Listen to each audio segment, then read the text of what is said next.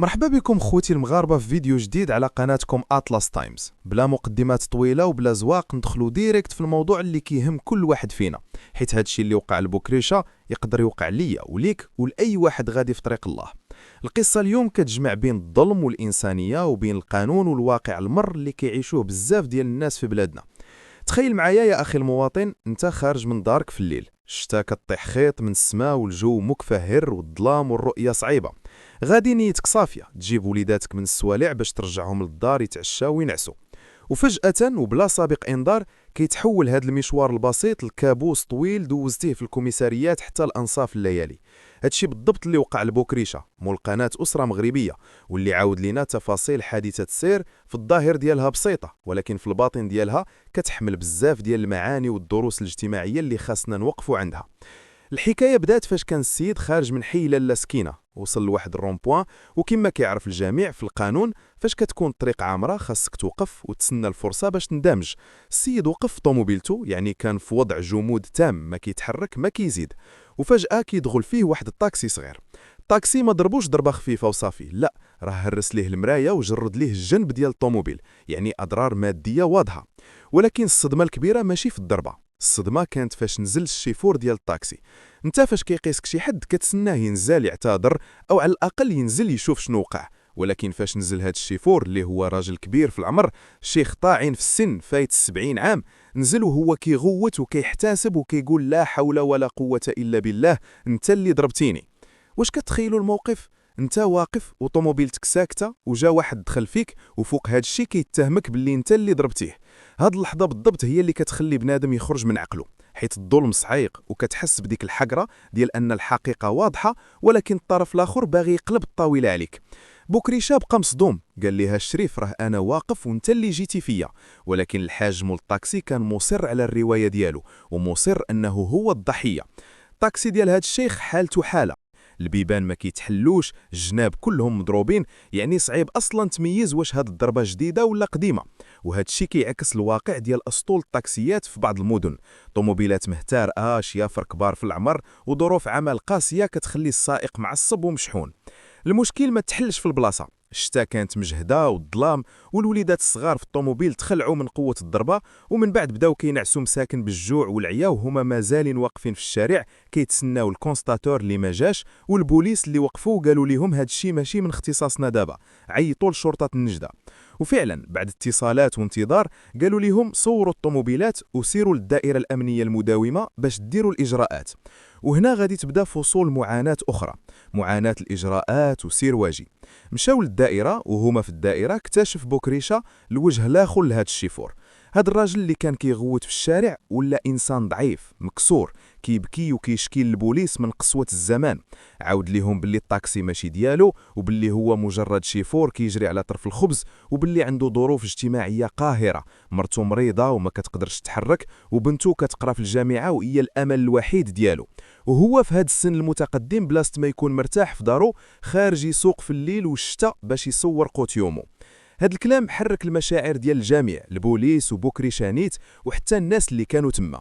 ولكن الغريب في الموضوع هو ان هذا الشيفور رغم اعتراف الجميع باللي هو الغلط، رفض يدير الصوح الودي ورفض يدير المعاينه اللي كدار في حاله وقوع حادثه باش كل واحد ياخذ حقه من التامين. الحاج مول الطاكسي ركب راسه وقال لا، انا بغيت ندير شكايه لوكيل الملك. علاش؟ ربما حيت كان كيعتقد او شي حد وسوسلو باللي الا دار شكايه ودار فيها ضحيه يقدر يبتز الطرف الاخر وياخذ منه شي تعويض مادي مباشر كاش، حسن ليه من صداع التامين اللي كيتعطل. وهنا تحط بوكريشه في موقف لا يحسد عليه، من جهه هو صاحب الحق وطوموبيلته تضربات وهو ما دار والو وعنده الادله والشهود، ومن جهه اخرى كيشوف قدامه راجل قد باه مبهدل ودموعه على خدوده وباين عليه الفقر والهشاشه. النفس ديالو ما طوعاتوش يزيد يغرق هاد السيد، واخا هاد السيد باغي يغرقو بالشكايات والكذوب. فكر في واحد اللحظه يعطيه شي بركه الفلوس 400 ولا 500 درهم غير باش يفك الجره ويمشي بحالو يدي وليداتو ينعسوا، ولكن تراجع في اخر لحظه حيت حس باللي هادي غتكون شمته، وباللي ما يمكنش تشجع الظلم وتخلص شي واحد حيت ظلمك. وزيدون شكون يضمن له ان هاد السيد ما يمشيش يكمل في الشكايه من بعد؟ النقاش طال في الكوميساريه، البوليس عياو ما يقنعوا في مول الطاكسي باللي هذا الطريق ديال الشكايه ماشي في صالحه، وباللي ما عنده حتى دليل، وباللي غادي غير يضيع وقته ووقت الناس. وفي الاخر قالوا ليه سير سيدي دير اللي بغيتي، السيد راه وراقيه مريقلين وما هربش، وانت اللي رافض الحل السلمي. خرج بوكريشة في الوحده د الليل، عيان سخفان ووليداتو ناعسين في اللور، ولكن المفاجاه كانت برا الباب. فاش خرجوا للزنقه الحاج مول الطاكسي تبدل، رجع لديك الانسانيه المغربيه اللي كنعرفو. قرب عند بوكريشة وقال ليه اسمح لي يا ولدي الله يسامح، انا ما غادي ندير لا شكايه لا والو. السيد عرف راسو كان كيخربق، وعرف باللي الضغط ديالو ما جابش نتيجه، وفهم باللي ما قادش على جر المحاكم وهو في هاد السن وهاد الحاله الصحيه. بوكريشة في الاخير تصرف باخلاق عاليه، وهذا الشيء كيحسب ليه. عوض ما يعايرو ولا يزيد فيه، عطاه نمرته وقال ليه هاك النمره ديالي، مره صوني عليا، وإلا قدرنا نعاونوك بشي حاجه لوجه الله راح ناخوت. يعني رغم الخساره الماديه، ورغم تهريس المرايه والجرح في الطوموبيل، ورغم تضييع الوقت وخلعه الدراري، غلبات الرحمه وغلبات التمغربيه. هاد القصه خوتي المغاربه ماشي مجرد قصه دازت، هذه مرايه كتعكس لينا واقعنا. اولا كتعكس لينا حرب الطرقان. الطريق في المغرب ولات غابه، خاصك تكون فيها نبه وحضيض باش الخطر يقدر يجيك من اي بلاصه، والمسؤوليه ولات عمله نادره. ثانيا كتسلط الضوء على فئه الشيافر المسنين. واش معقول راجل في عمره 72 عام باقي كيسوق طاكسي؟ مهنه كتطلب تركيز عالي وردة فعل سريعه ونظر مزيان. هاد الناس راهم قنابل موقوته في الطريق، ماشي حيت هما خايبين حاشا، ولكن حيت الجسد ديالهم والقدرات ديالهم ما بقاتش كتسمح، وهما مضطرين يخدموا حيت ما كاينش بديل، ما كاينش تقاعد يحفظ كرامتهم، وهذا الشيء مسؤوليه الدوله والمجتمع. ثالثا كنشوفوا عقليه الابتزاز اللي ولات عند البعض. فاش كتوقع كسيده كاين اللي كيشوفها فرصه للربح، فرصه باش يصور شي درهمات وخا يكون هو الغلط، وكيبدا يمثل دور الضحيه باش يحرج الطرف الاخر.